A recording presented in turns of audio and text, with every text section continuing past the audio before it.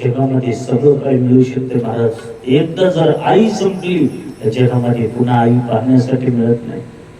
मुलीला माहेर कुठपर्यंत आहे खरं सांगा.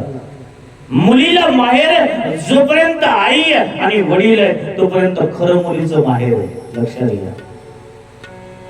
ज्या दिवशी आई आणि वडील संपले, ज्या दिवशी माय संपली, त्या दिवशी मुलीनं खरं समजावं आज माझं माहेर संपलं महाराज.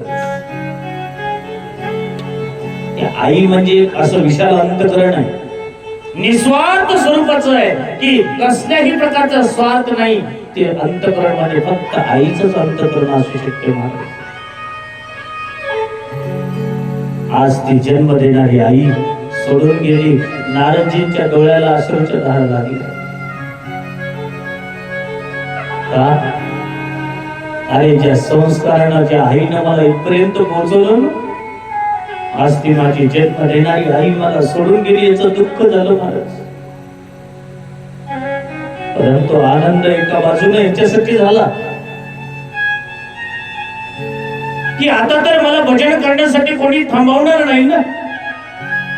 आता तर मी निस्वार्थ झालो, पाहिजे भगवंताचं भजन पूर्णपणे करू शकतो म्हणले. आनंद याच्यासाठी होत होता म्हणले. व्याजी त्या क्षणाला मी उठलो आणि माझी आई जवळ आलो, आईच्या चरणावर साष्टांग प्रणाम केला म्हणले. त्या आईचा अंतिम संस्कार विधी केला माहिती. आईचा अंतिम संस्कार विधी करून ज्या दिशेनं संत महात्मे गेले होते ना, त्याच दिशेनं मी निघालो. चालून चालून पाय थकले गेले, पायामध्ये किती काटे मोडले याची गणना नाही महाराज. तहान लागली, व्याकुळ झालो. बाजूला सुंदर सरोवर होतं, त्या सरोवर मध्ये पाणी पिलं, हातपाय धुतले आणि थोडस भजन करावं म्हणले. ते मंत्र दिलेलं महाराज. परंतु ती जागा एवढी पवित्र होती, एवढी पवित्र सिद्ध जागा होती म्हणले. तिथं मला छोटेस भगवंतानं दर्शनाची झलक दिली म्हणले. दर्शन दिलं की बाईला म्हणले मी राहावलं नाही. देवा आता तर मी तुमच्याशिवाय राहू शकत नाही म्हणले. मी तुमच्याशिवाय राहू शकत नाही म्हणले. तुम्ही मला पाहिजेत म्हणले.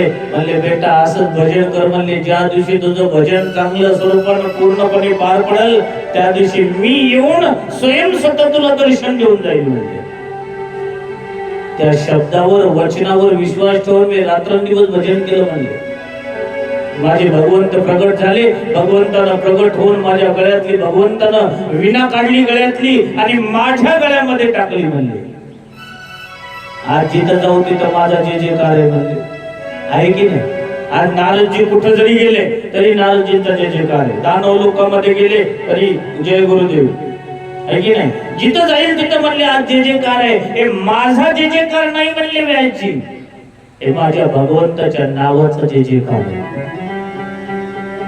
व्यासजींना कळलं म्हणले काय भगवंताच्या नामस्मरणामध्ये सामर्थ्य म्हणले. आता तर म्हणले मी इथून पुढे जे मला सांगतील तेच मी लिहिणार म्हणले.